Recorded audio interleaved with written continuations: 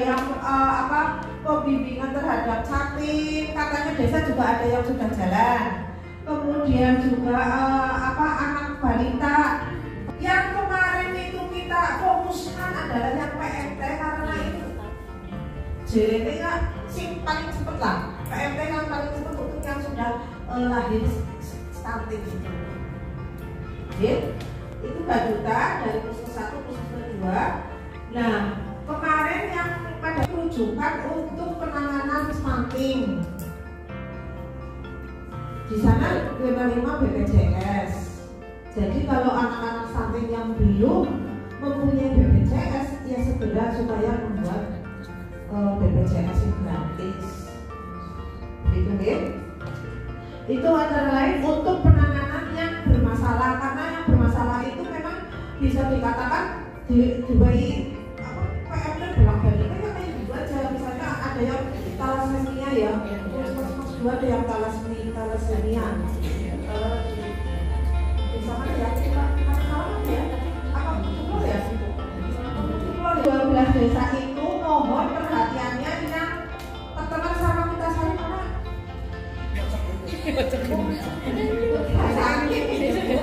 Itu alasannya nanti ya Pak Iman dengarkan ini alasannya. Jadi gue perubahan NKRI itu nyosip anu warna baik. Terus setelah jadi juga perubahannya dia kok pilih lah. Kalau kan action katanya mau Desember. Lah kalau Desember kan ibaratnya setelah ya. Tapi walaupun telahnya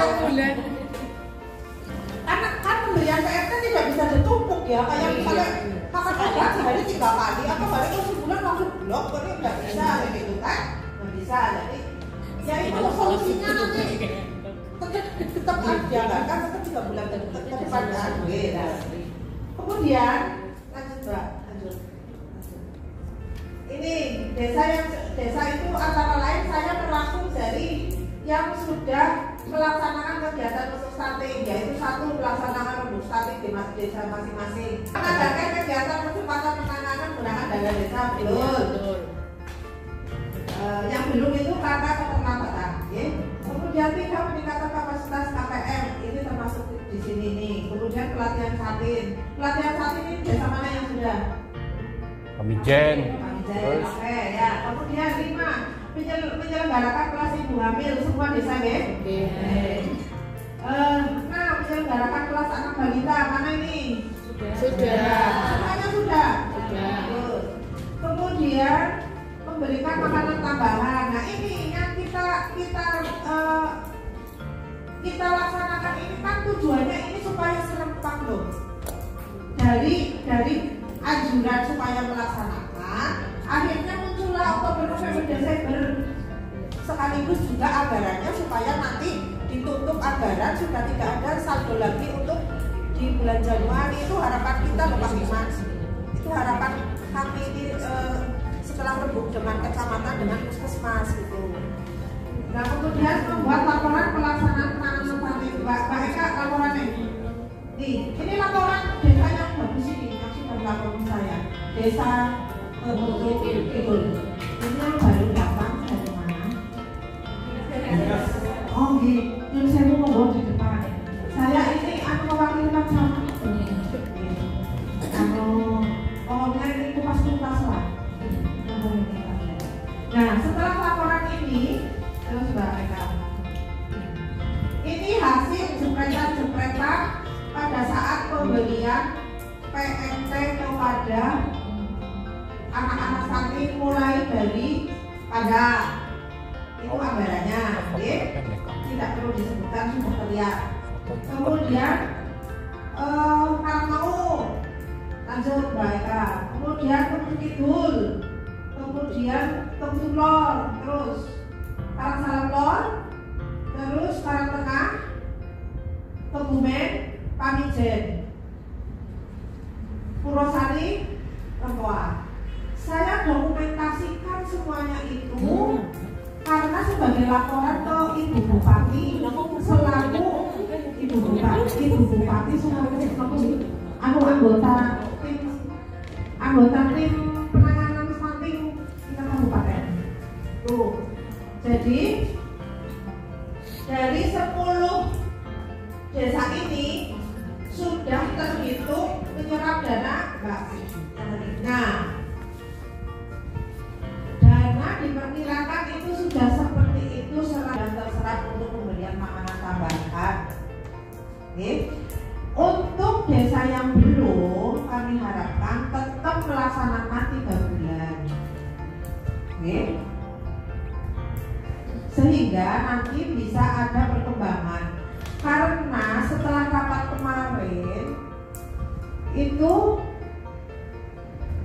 saya kan selaku di kecamatan sering banget ditanya sama Kades jadi bingung karena dari DPPPP 3A itu menyampaikan sebaiknya itu penanganan stunting itu sampai 2 tahun. Kemudian dari Puskesmas Dinas Kesehatan jadi sebaiknya 5 tahun.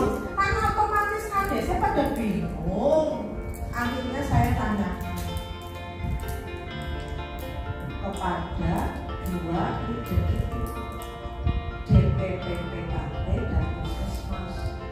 Mohon Ibu, ini penelitian pada saat saya bertanya kemarin Ibu Asih dari DPPPP 3. Mohon Ibu, ini mumpung rapat ada semuanya hadir. Kami mohon saya dari Kasih Permas Kecamatan meminta ada satu komitmen bersama supaya kita yang menangani di sini itu tidak bingung. Sebenarnya sih kudu didata, dihitung stunting itu sih pirang tahun. Jawabannya dari Bu Asih, itu kalau untuk yang stunting itu memang 1000 hari pertama. Tuh, tapi ya monggo kalau untuk yang puskesmas mau lebih dari itu. Nah, jawabannya itu terus kecamatan priwe, Pak Kades itu priwe.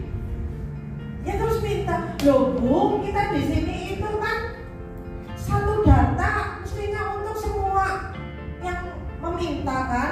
Jadi data mani kan. Jadi orang wis boleh mendata. Akhirnya dari Puskesmas kemarin diwakili Pak Sukoco menyampaikan begini, ya kita juga maunya yang 2 tahun, tapi berhubung dari pusat itu Bapak Jokowi itu katanya itu yang sampai 5 tahun, jadi kemarin itu Puskesmas mau yang sampai 5 tahun, tapi kemudian dari kecamatan saya itu mendesak. Kalau seperti itu datanya akan membingungkan Pak, saya bilang kayak gitu. Mohon kesepakatan kita di sini itu mau yang seperti apa? Akhirnya ya sudah, kita kesepakatan di sini ya. Kita kesepakatan untuk mulai menghitung data stunting tahun depan, laporan tahun depan itu sampai yang 2 tahun. Jadi anak pendataan lagi itu sampai yang 2 tahun. Saya minta untuk laporannya yang kayak biasa ya Mbak ya. Mbak Satu ya, Mbak Putri ya, yang ambil di sini. Itu yang di sana loh, Mas Vito sudah sini, Mbak Putri. Itu maksud Mbak Putri ke sini Mbak. Kan nanti menjadi acuan mendapatkan pembinaan mengenai peningkatan kapasitas APM itu menjadi bekal ya untuk mengukurnya itu tahun depan itu menggunakan yang sampai 2 tahun. Kemudian kok setelah 2 tahun masih ada yang pendek dan sebagainya, itu menggunakan proses diserahkan kepada posyandu. Karena penanganan yang stunting itu kan contoh penanganan stunting yang jelas itu kan 3 bulan berturut-turut minimal kemudian PMT gitu kan. Nah kalau untuk yang sudah 2 tahun itu serahkan nanti ke posyandu saja, masing-masing desa saja gitu loh. Karena kaitannya dengan data ini sangat erat dengan pendanaan dana desa yang nanti diterapkan sama Pak Iman itu. Oke. Jadi ini yang belum melaksanakan PMT mohon untuk bisa melaksanakan segera orang ketan sepisa, kemudian setelah itu Januari Februari. Oke. Karena saya sudah cerita sama Mbak Putri untuk kita memperoleh data di akhir Desember. Tolong tanggal 20 Desember data yang 200 yang tadi Mbak, yang 242. Nah, data yang 242 itu diukur mending sebagai bukti bahwa pemberian PMT itu sukses atau tidak. Ini kok terus ada apa namanya? Ada penambahan lagi bukan? Itu yang tambahan baru dipisah. Tambahan saat baru misalnya muncul kasus baru itu dipisah. Ini supaya membuktikan bahwa 242 itu setelah diberikan makanan tambahan sampai 3 bulan. Makanya sampai 3 bulan kan saya nunggu pengukuran kembali itu tanggal 20. Karena saya harapkan ini nanti sampaikan ke desa-desa nih, kayak misalnya Karang Tengah nih misalnya. Karang Tengah tolong untuk yang bulan Desember diberikan segera misalnya di awal Desember. Ini PMT yang ketiga. Itu semua desa seperti itu nggih. Mohon untuk itu sehingga nanti tanggal 20 kita mendapatkan data valid setelah ditimbang lagi sebanyak 242 itu ditimbang lagi sing lulus karena usia siapa, yang tetap saja itu siapa, sebabnya apa, nanti dilaporkan. Bentuk laporannya ya seperti ini saja nih, yang ini nih, nah ini kita ikuti aja nih. Ini yang kemarin ini. Nanti kan dari KPR kerjasama dengan bidan, kemudian lapor ke puskesmas. Itu ya. Itu jadi kami harapkan memberikan istilahnya itu memberikan yang jelas nanti Desember tanggal 20 itu sudah mulai mengukur itu anak stunting 242 itu diukur kembali apa laporannya nanti kita jadi tahu. Oke? Nah, setelah itu nanti kan hitungannya tetap seperti itu, ketemu balita berapa, nah, itu. Nah nanti setelah ketemu hasil hitungan di Desember tanggal 20 hitungan Desember sudah ketemu balitanya berapa yang stunting, nanti saya akan sarankan masukkan untuk menjadi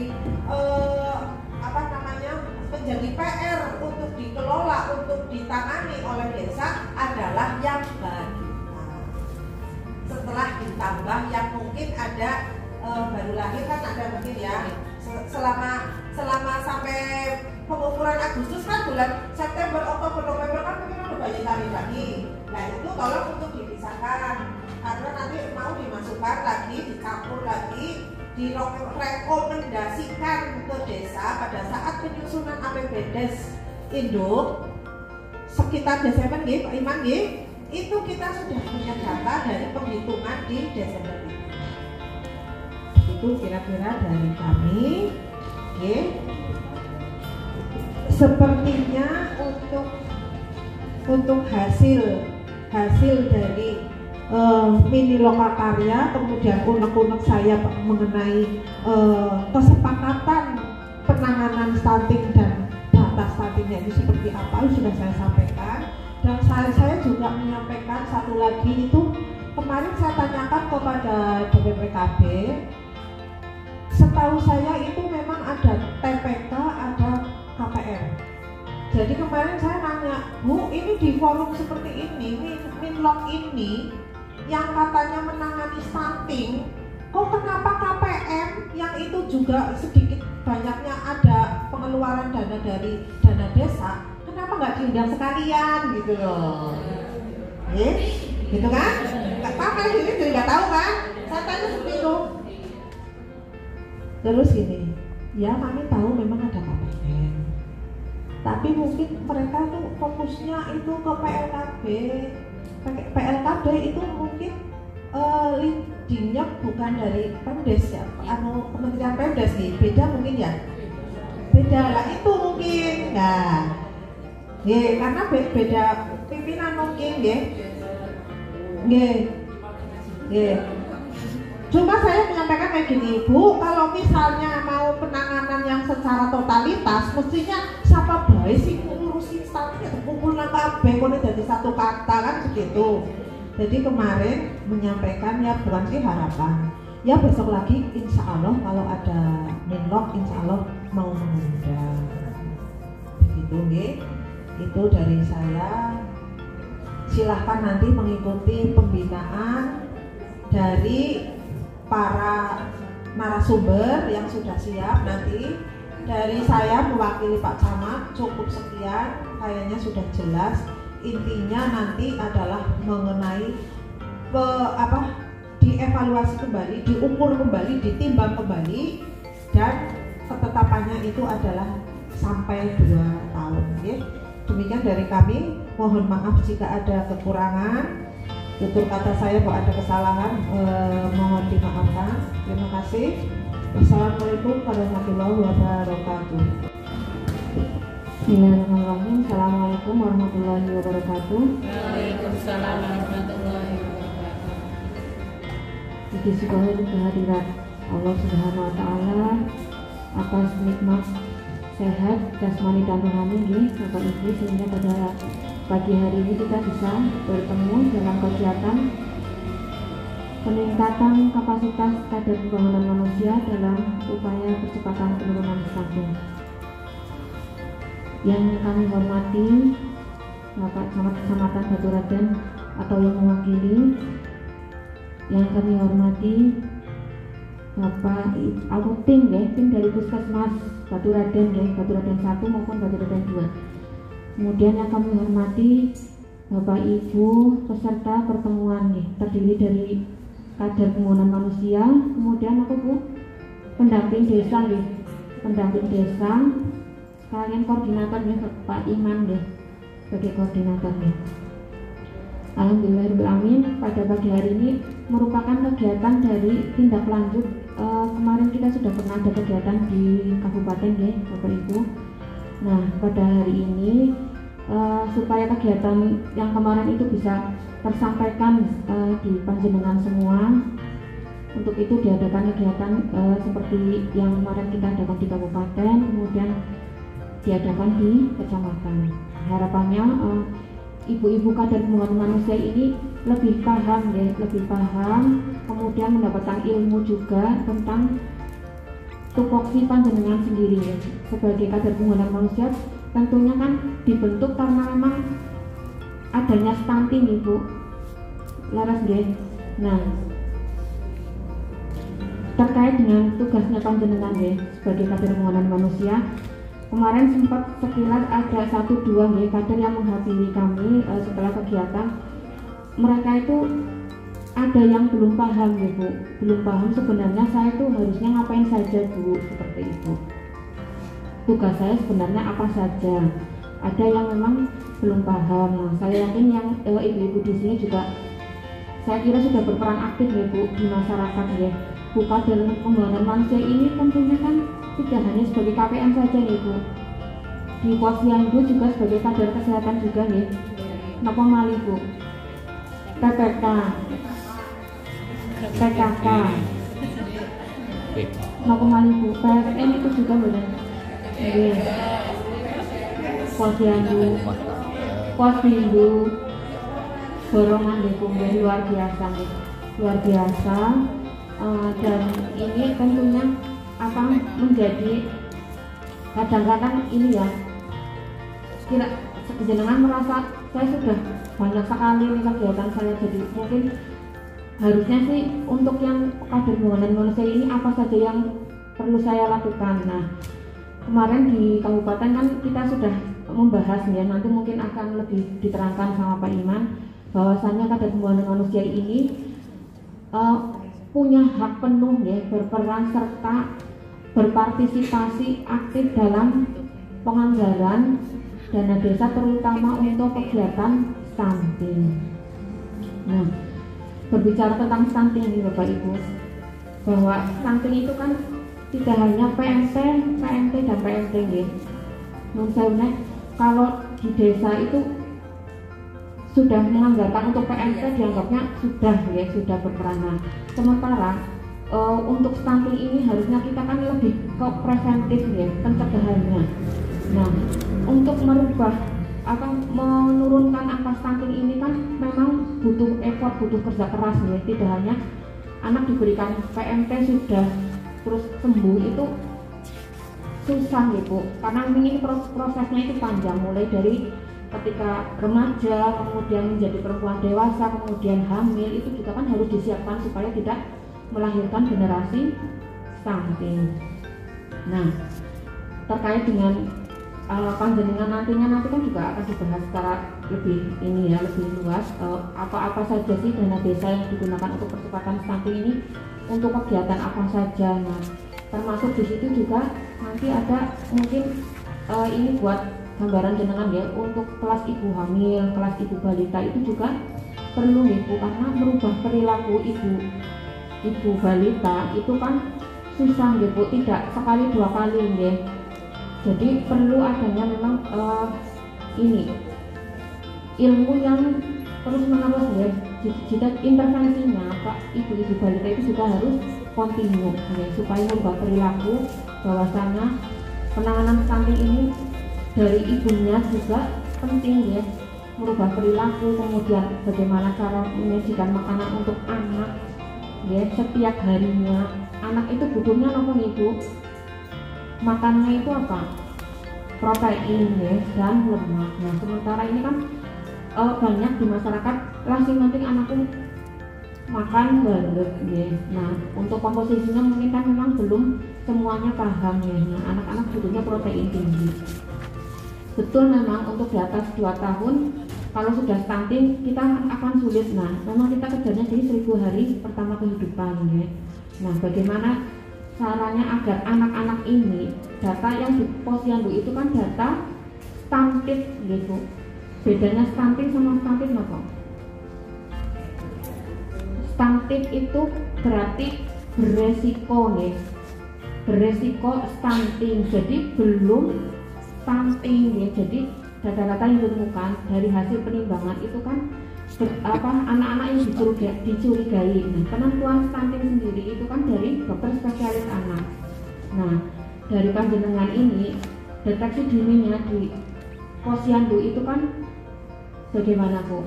Cara mendeteksinya tadi ya, satu ketemu misalkan tinggi badan sesuai usianya kurang. Nah, kemudian otomatis ketika kita akan merujuk ke puskesmas ya, anak-anak dirujuk ke puskesmas kan tentunya buku KIA-nya itu juga harus disertakan gitu. Nah, di sini nanti jenengan akan belajar bersama ya cara penentuan status pertumbuhan yang tepat ya. Selama ini ilmu yang panjenengan punya di posyandu ilmunya turun temurun gitu kan. Jenengan bisa mengisi KIA itu kan dari generasi sebelumnya Bu. Misalkan ibu ada sampun sepuh ya jadi kader, kemudian pensiun Bu, kemudian jenengan direkrut jadi kader, seperti itu Bu. Kemudian diajari ini loh caranya mengisi seperti ini. Nah kan Bu. Nah, pada saat ini nanti kita akan belajar bersama Bu cara mengisi buku KMS yang tepat. Nah, itu buku KMS itu, buku KIA adalah buku yang seperti raport ya.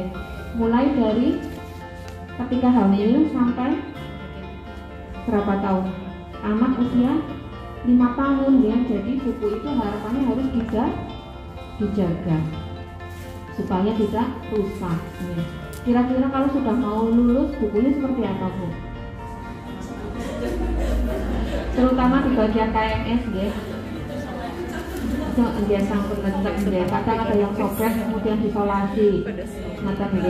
Nah, ini yang perlu nanti disampaikan ke ibu balita. Nah, panjenengan sebagai kader KPM juga harus punya ini Bu, setiap hari jangan bosan-bosan untuk mengingatkan ya para ibu, para yang sudah hamil maupun yang punya balita untuk maca buku KIA sedina selembar ya.